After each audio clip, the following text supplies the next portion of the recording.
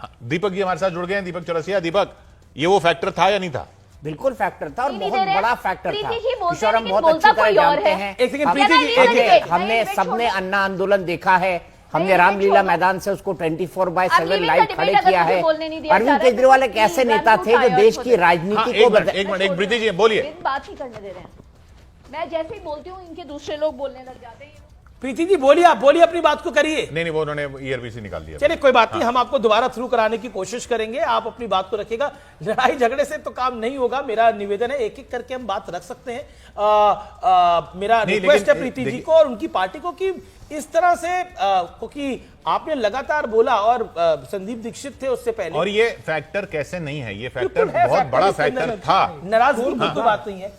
एक सेकंड, हमारे साथ प्रदीप है काफी देर से। एक सेकंड, प्रदीप अब नहीं है। ओके, दीपक चौरसिया मैं सिर्फ अपनी बात कंप्लीट करता हूं। अरविंद केजरीवाल इस देश की राजनीति बदलने आए थे। अरविंद केजरीवाल ने क्रांति की थी 2013 में, मैं बिल्कुल डाउट नहीं करता, क्योंकि एक ऐसी राजनीतिक पार्टी जिसको एकाएक 28 सीटें मिल गई हो 70 में से, ऐसा चमत्कार किसी भी नवोदित राजनीतिक पार्टी ने भारत की राजनीति में उस काल में नहीं किया था। और उसके बाद अरविंद केजरीवाल देश की राजनीति बदलते बदलते खुद बदल गए। तो मेरे ख्याल से शीश महल एक बड़ा फैक्टर था। वो अरविंद केजरीवाल जो ये कहा करते थे, इसलिए क्योंकि उन्होंने ये मुद्दा खुद उठाया था, खुद शीला दीक्षित के घर को मुद्दा बनाया था, तो इसलिए वो सवाल तो बनना ही था। खुद उन्होंने बार बार कहा कि ना मैं 2 कमरे के घर में रहना चाहिए, 13 एसी क्यों लगे हैं, इनके तो बाथरूम में एसी लगे हैं। लेकिन जो रिपोर्ट निकल कर आई है, मैं ये मानता हूं कि अरविंद केजरीवाल ने जो है अब उनके उनकी जो राजनीति थी, उनकी जो कट्टर ईमानदारी थी, उसका शीशा कम से कम एक वर्ग जो मिडिल क्लास की बात आती है, मिडिल क्लास पे इन सब चीजों का बहुत असर पड़ा। क्योंकि लोअर क्लास में अगर ये था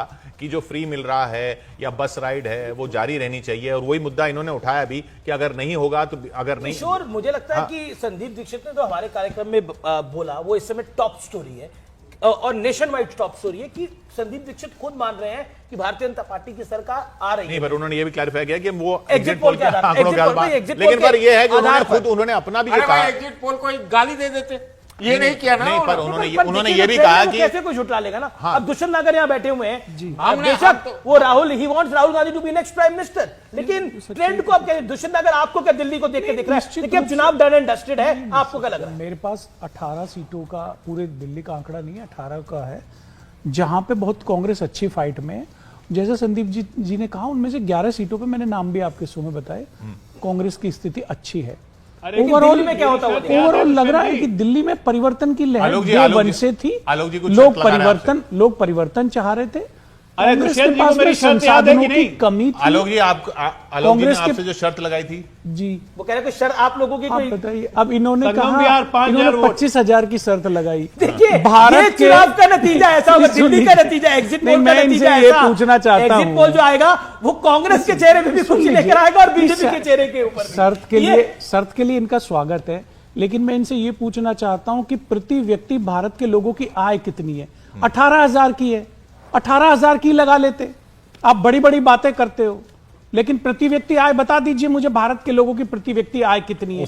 किस गरीबी में आपने गर्त में देश को डुबो दिया है?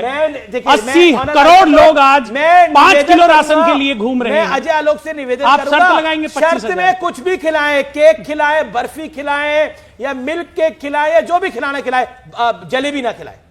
देखिए कांग्रेस के लिए सही नहीं होगा ना जलेबी खाना, मतलब इसलिए मैं बोलो हरियाणा में जो जलेबी तैयार थी, इनके पास में झूठ के अलावा कुछ नहीं है खिलाने के लिए। गोली खिलाते हैं। ठीक है, ओके। अजय आलोक जब आपके प्रतिद्वंदी कहे कि एज हो सकता है भारतीय जनता पार्टी का, देन हाउ इट फील्स?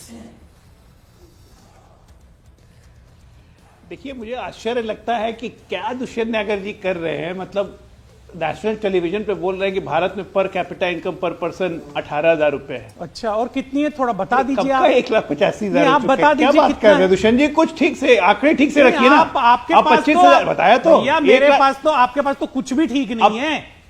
ओ भाई साहब, आप 25,000 की बात कर रहे हो। बता दीजिए ना। संगम विहार पे शर्त लगा था, मैं बताता हूँ आपको अमीर जी।